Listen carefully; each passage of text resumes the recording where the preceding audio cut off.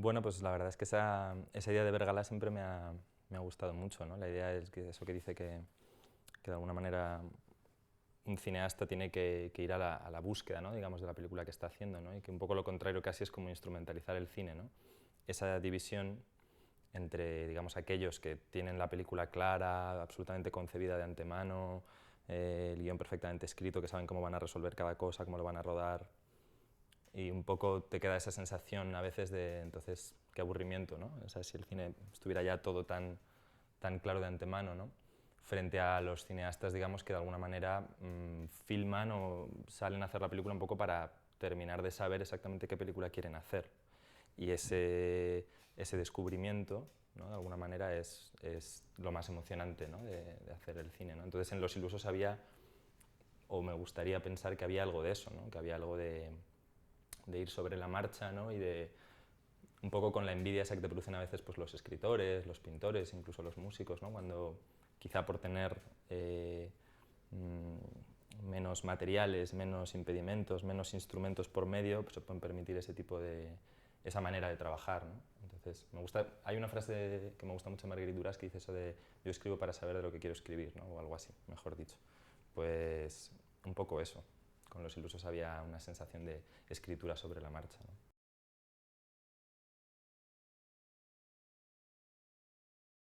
Sí, porque es curioso que mucha gente me ha dicho así, amigos, como, bueno, has hecho una película más arriesgada, más valiente, y pienso que no, que en realidad he hecho una película más cómoda para mí, más, como mucho menos traumática, ¿no? Que de alguna manera en todas las canciones tuvimos que pasar por todo ese rodillo burocrático del cine, de la producción, y fue muy difícil, la verdad, ¿no? Pues supongo como para todo el mundo, ¿no? Levantar una película, convencer de que quieres hacer ciertas cosas de cierta manera, a los productores, luego al distribuidor, a mucha gente, ¿no? Es bonito, ¿no? Porque tienes que lidiar, ¿no?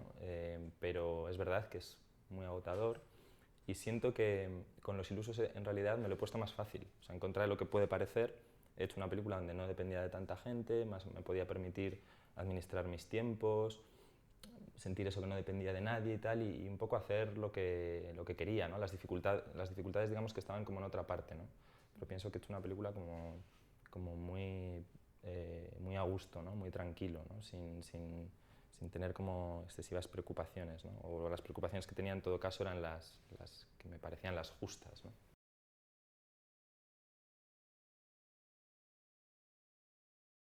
Pues no lo sé muy bien. Creo que hay más correspondencia siempre de lo que de lo que a uno a veces le gustaría, ¿no? Porque sí que es verdad pues que cuando empezaba a hacer Los Ilusos, eh, muchos mantras, ¿no? De alguna manera era como hacer lo contrario a lo que habíamos hecho en la anterior, y sin embargo luego te das cuenta de que no estás tan lejos, ¿no? O sea, es decir, que salvando esto que he dicho antes, o sea, salvando el tema más materialista, ¿no? El que había muchos más intermediarios en todas las canciones, pues lo cierto es que al final las películas están hechas un poco por las mismas personas, no solo por mí, sino que incluso los cabezas de equipo son básicamente los mismos en las dos películas, y entonces hay una manera de entenderse, de trabajar que sigue siendo parecida.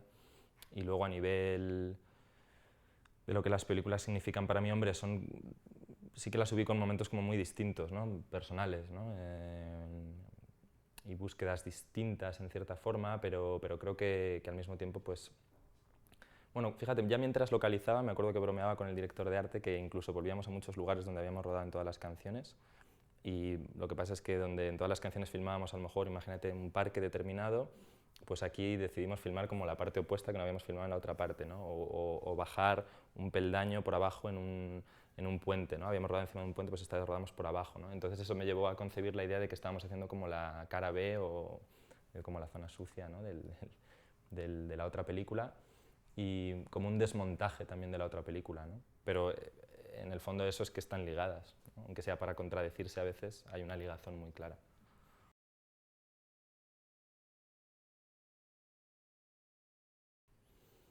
Eh, bueno, no lo sé, porque claro, lo de Los Ilusos es un título que como que puede tener tantas connotaciones, y me gustaba mucho eso, ¿no? Jugar con la posibilidad un poco de todas ellas, ¿no? Hay una idea que es como de los testamentos traicionados, que es de hecho el último capítulo de la película, que para mí es un poco la clave, ¿no? Porque es como que acabas haciendo al final lo que al principio parecía que no ibas a hacer, ¿no? O sea, que acabas haciendo como desembocas en la película más simple y más tonta del mundo, que es un chico y una chica que van al cine, y la posibilidad de que eso pueda ser el cine, algo tan simple como eso, ¿no?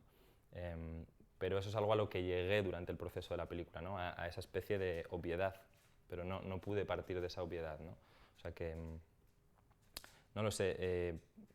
Por otro lado, la idea de Los ilusos, el título, me gusta mucho, lo relaciono un poco con esta idea de las ilusiones, ¿no? Que son como textos que yo iba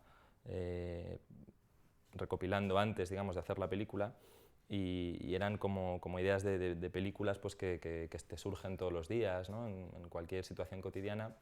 Siempre yo creo que todos tenemos como 150 cosas que se nos pasan por la cabeza, o ideas, o no tanto ideas como situaciones, cosas vistas, cosas que ves, cosas que oyes, cosas que reformulas o que te dicen, y entonces por un momento sientes como que ahí hay algo, ¿no? O sea, que ahí puede haber algo, ¿no? Y como que es casi notas esa vibración, ¿no? Como que te llega, como que hay algo ahí que podría ser, ¿no? Que podría contener una película, ¿no? Incluso que a veces te ves en una situación que casi te ves como en la película, ¿no? Esa idea que decía Mecas, ¿no? Que decía que casi damos un paso más y ya somos el cine mismamente, ¿no? Sin hacer la película. Sin embargo, la mayoría de esas cosas luego tengo la sensación de que se me olvidan, ¿no? De que las pierdo, de que son una mierda, de que después no eran lo que yo pensaba que iban a ser, o sea, como que no llegan a ningún sitio, ¿no? Y normalmente se te deshacen, ¿no? En la mano. Y claro, todas las películas se componen, yo creo, de eso, ¿no? De un montón de ideas, de películas abortadas, de sensaciones que has dejado por el camino, pero que de alguna manera, aunque no estén en la película final, sí que creo que forman, es decir, que el resultado final, no habrías llegado a ese resultado si no es por todas esas erosiones previas, ¿no? Yo lo llamaría eso, como erosiones, cosas que se desprenden, ¿no? Que se van cayendo. Entonces, para mí eso yo lo llamo las ilusiones, a esas cosas, ¿no? Porque son ilusiones, ¿no? Son ilusiones en el sentido de algo que no existe, ¿no? Que se produce, pero también de un repentino interés, una repentina emoción. Y los ilusos serían como los que crean esas ilusiones, ¿no? Momentáneas, que especulan. De hecho, en la película a veces se pone en escena eso, ¿no? O sea, la posibilidad de que están dos en un bar y dicen, bueno, sí, la película podría ser así y tal, y luego en otro momento más adelante dice, bueno, en realidad estoy haciendo otra película y se parece un poco a lo mejor a lo que había dicho antes, pero ya no tanto. O sea, como que sí que intenté casi poner en escena esa cosa tan tonta de la...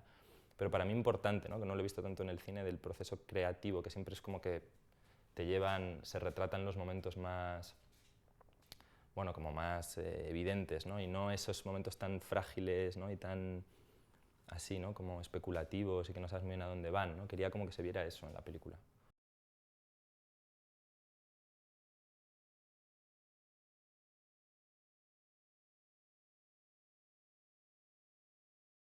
Sí, en parte sí, yo lo noto lo noto a veces incluso con los amigos cineastas, como hablamos de las películas del cine, y lo noto, lo percibo muchas veces con espectadores, con gente que tratas de hablar, con cómo se juzga a veces las películas, ¿no?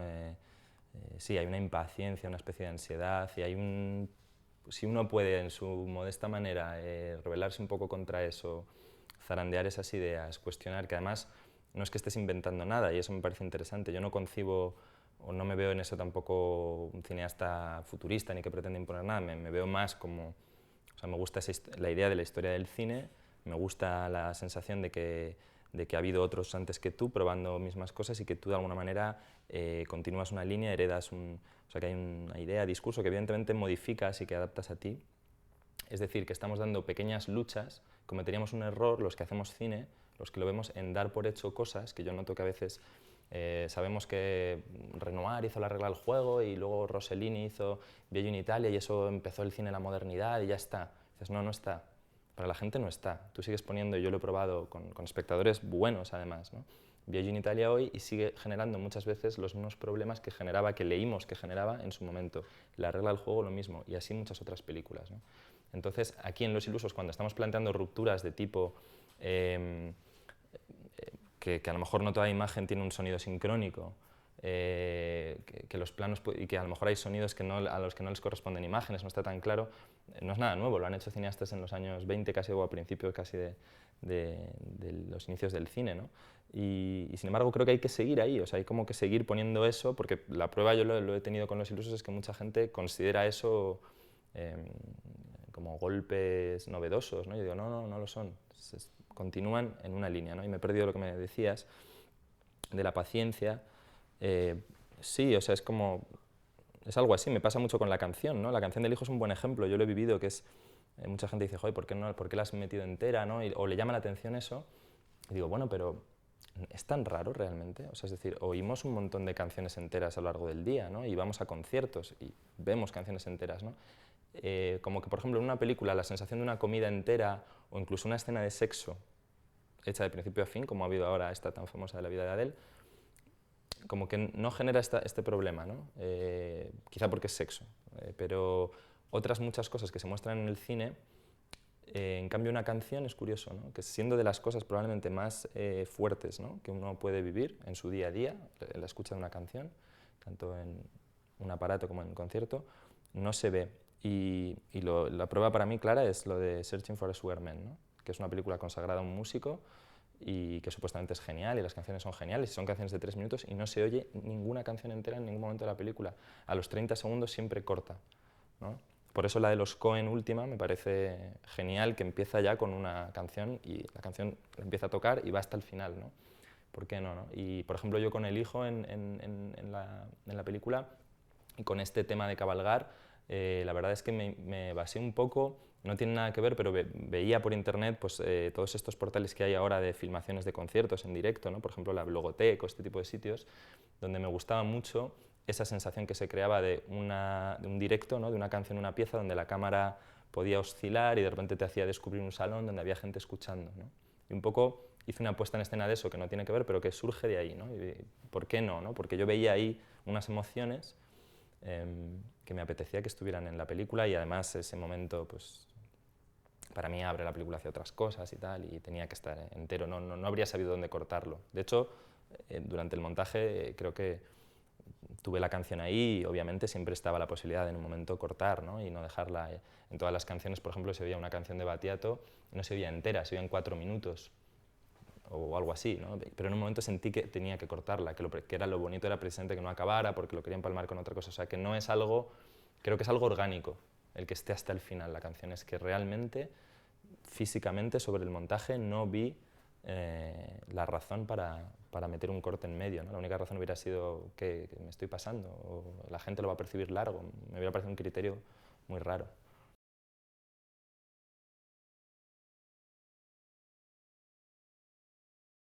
No lo sé muy bien, no... O sea, lo que te decía antes es que sí que me gusta sentirme rodeado, ¿no? O sea, que haces una cosa que hace mucha otra gente, ¿no? Y que eres simplemente uno más y que ha habido otros antes y otros que te han precedido y por supuesto que hay otros que van a la vez que tú. Esa sensación es muy bonita, ¿no? La de compañeros, amigos, ¿no? Yo creo que además ahora sí que hay, lo que yo creo que sí que hay claramente es una generación ahora de gente, pero que a veces no somos ni siquiera de la misma edad, que compartimos bastante eh, el trabajo, ¿no? Luego cada uno creo que es un poco de su padre y de su madre y que cuando se habla del otro cine normalmente se meten ahí cosas que no tienen mucho que ver y que lo de la idea del margen es más a veces algo a pesar nuestro, que se basa básicamente en una especie de dictadura o de cosa de los exhibidores que tiene que ver con la exhibición y que es que te dejan fuera, ¿no? Es decir, que no tienes posibilidad, digamos, de entrar si no vas con una cadena de televisión, si no vas con un determinado productor, si no vas con un determinado producto. Es más ese el problema, ¿no?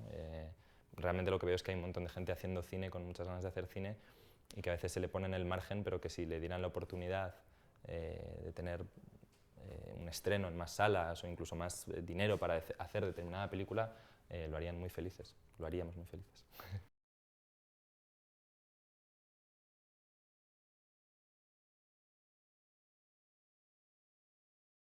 No, sí que era una idea mía, es decir, no busqué distribuidor, no... O sea, tenía ganas de probar, porque como en muchos casos con esta película sentía que tenía la oportunidad por fin, o sea, que tenía la suerte de tener una película que habíamos podido hacer así nosotros, con lo cual era nuestra, no teníamos que rendir cuentas ante nadie, realmente podríamos haber ni siquiera distribuido la película, podríamos haber optado, cosa que me planteé, o sea, que directamente no exhibirla. Yo no tenía ni siquiera eso muy claro al principio, es que la quería exhibir, ¿no? O sea, sabía que la quería hacer y que luego ya vería.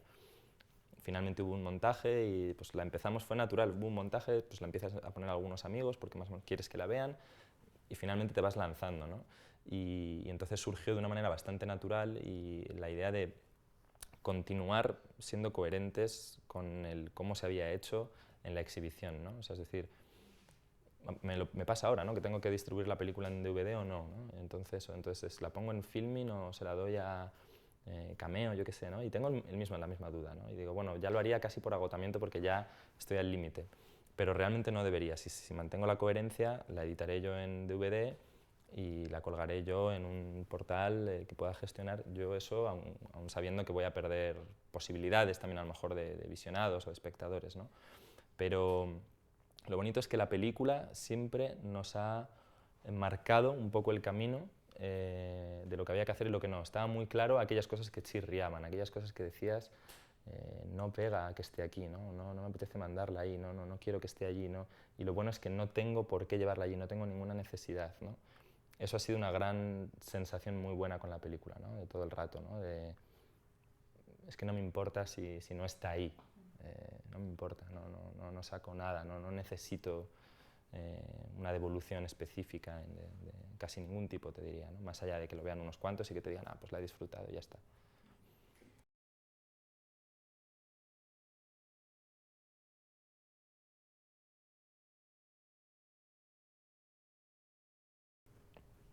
Hay un poco ahí de todo, supongo, ¿no? Es difícil. Creo que pues hay una crisis del sector, hay una crisis general, pero luego también hay un cambio de modelo y luego que también algunos cines no se han adaptado bien, yo creo, a ciertas cosas que también no hacían bien las cosas. Yo siempre digo que muchos cines que cierran realmente es que tienen motivos para cerrar, es que no estaba bien, no lo estaban haciendo bien, ¿no? Nunca te alegras, ¿no?, de que un cine cierre porque dices, pero bueno, a lo mejor dices que a lo mejor en vez de cerrar lo que hay que hacer es pasar el testigo, ¿no? En algunos cines está pasando que se cierran, algunos Renoir, y han venido de repente ciudadanos de ese lugar y ha pasado en Majadahonda, pasa en Mallorca. Y fíjate, creo que es una sensación buena esa, es decir, bueno, esperad, vale, si lo vais a cerrar, a lo mejor es que simplemente os habéis agotado, lleváis 20 años gestionando esto y ya no lo sabéis gestionar más o no os va bien y entiendo que queráis salir de ahí, ¿no?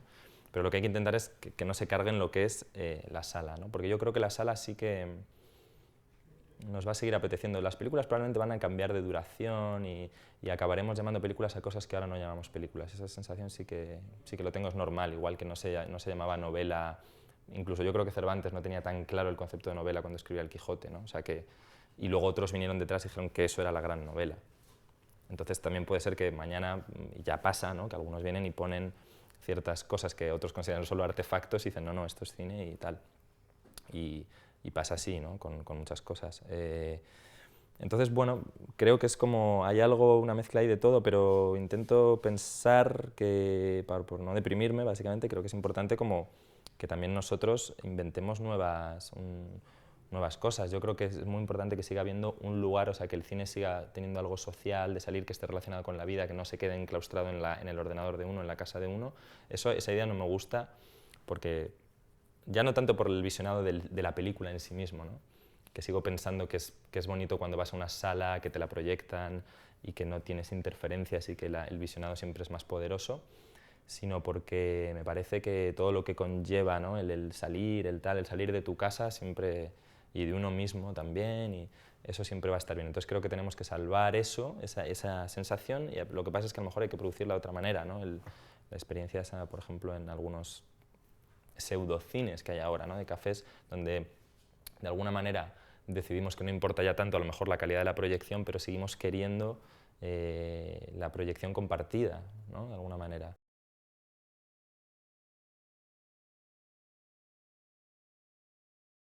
Sí, mucho, o sea, sabiendo.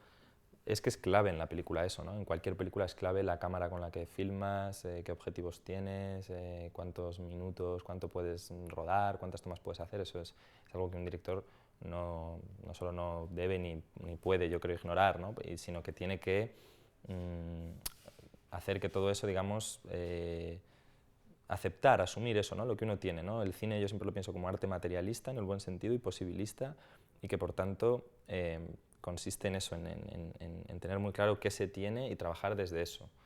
y que el error muchas veces viene de pretender que estás haciendo una película con la cámara que no estás haciendo la película, o como si tuvieras un presupuesto mayor o un equipo mayor del que tienes, y eso es un error muy grande, de hecho.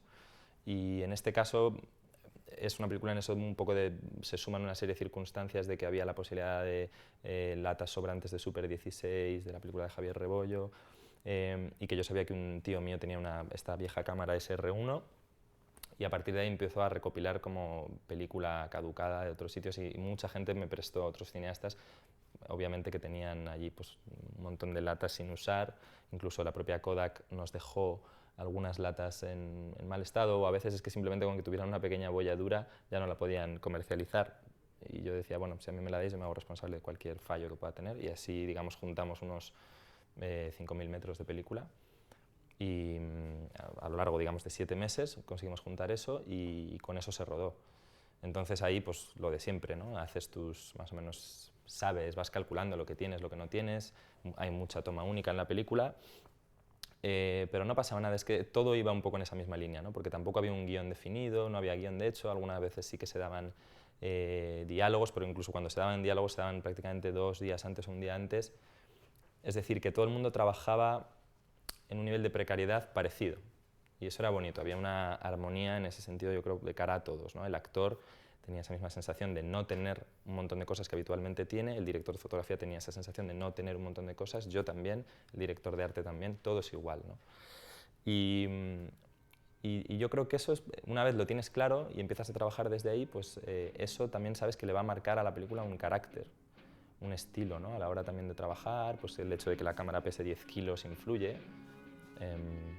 Entonces toda la película está hecha con la cámara puesta en un trípode, eso me gustaba, ¿no? Es decir, sabía que eso ya te condiciona totalmente la puesta en escena, lo que vas a hacer, y simplemente creo que si trabajas desde ese lado, siendo como muy claro con lo que tienes y eres honesto, pues logras, haces que la película tenga una coherencia, que eso siempre, en cierta forma, es importante, ¿no? Incluso en una película tan azarosa y tan imperfecta y tan llena de vaivenes como es esta, creo que hay una cosa que la enmarca, ¿no? De alguna forma, y todo eso deviene en el estilo, ¿no? De alguna forma.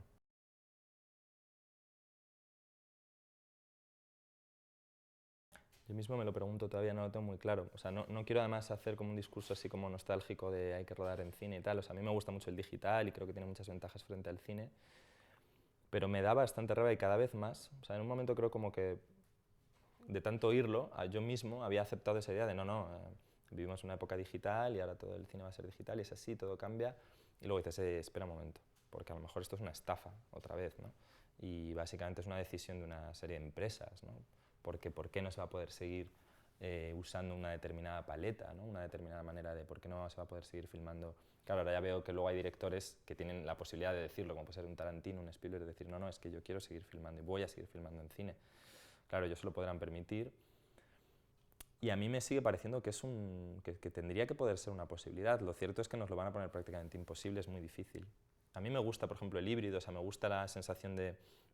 O sea, entiendo que, por ejemplo, ganamos mucho con la proyección digital, con el formato digital de exhibición, ya sea DCP o lo que sea, que tiene un montón de ventajas, pero que eso no quita que puedas seguir filmando en 16, en 35, en Super 8, en el formato que encuentres y que consideres necesario, igual que si decides filmar con una camarita digital de 10 megapíxeles, ¿no? Me fastidia un poco eso, como que nos llevan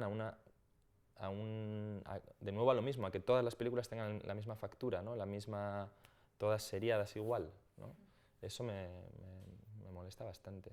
Y también pienso que habría que ahí de alguna manera dar la batalla. Creo que ya se están creando laboratorios independientes por España, ¿no? Y así en otros lugares, ¿no? Porque obviamente hay una masa crítica con toda esta situación de gente que hace el cine. No sé, yo creo que para nosotros los ilusos es una experiencia muy buena hacerla en 16, o sea, tiene ventajas e inconvenientes, es inevitable, pero bueno, creo que obviamente no habría hecho la misma película si no hubiera filmado en celuloide, ¿no? Hubiera hecho otra película. Esta película, el hecho de la textura, lo que tú dices, de cierto aura, el hecho de que la película hablaba de las ilusiones que decía, del propio ilusionismo, pues para mí me permitía eso, que el cine de alguna manera sigue teniendo esa extrañeza y esa imperfección, ¿no? De que no sabes muy bien exactamente lo que te vas a encontrar, ¿no? Hay una interpretación, ¿no? Por parte de la película que el digital no tiene, o en todo caso es una interpretación numérica y por lo tanto mucho más fría y tal, ¿no? Entonces, esta película la sentía así, que esa fisicidad de la película era fundamental. Y qué pena sería no poder hacerla, ¿no? No haber podido hacerla.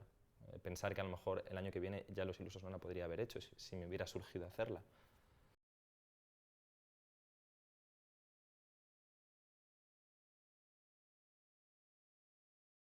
No, no, fíjate, no tanto, o sea, y además cada vez menos, porque luego veo que mucha gente me percibe así y hasta cierto punto, o sea, siendo totalmente honesto, no soy cinéfilo, sobre todo si me comparo con algunos que sí que de verdad lo son, ¿no? Que lo han visto todo, lo están viendo todo el rato, yo no.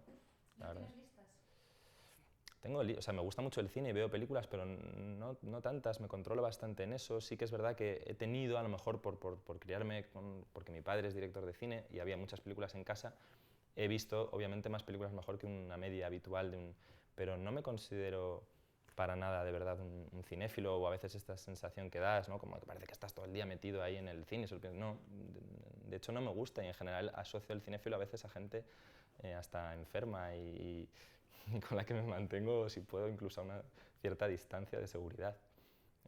Pero bueno. No, te iba a preguntar por la lista que tienes, o sea, tu gran lista, porque se dicen que los cinéfilos... De películas, Sí. ¿ves? No? O sea, me gustan las listas en sí, pero no de películas solamente, ¿no? O sea, me gusta la idea de las listas, porque soy más, antes que cinéfilo, diría que soy perequiano, ¿no? En el sentido de las listas, eso sí, para ordenarte de cosas y tal, ¿no? Y entonces hago a veces listas de películas y a veces sobre todo ya porque te las piden. Pero no estoy yo en mi casa haciéndome listas de películas como Garci decía que se hacía. O sea, Garci es un cinéfilo, ¿no? Gente que estaba ahí.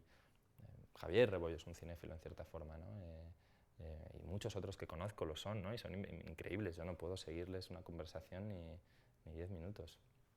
Finjo que me entero de lo que están hablando.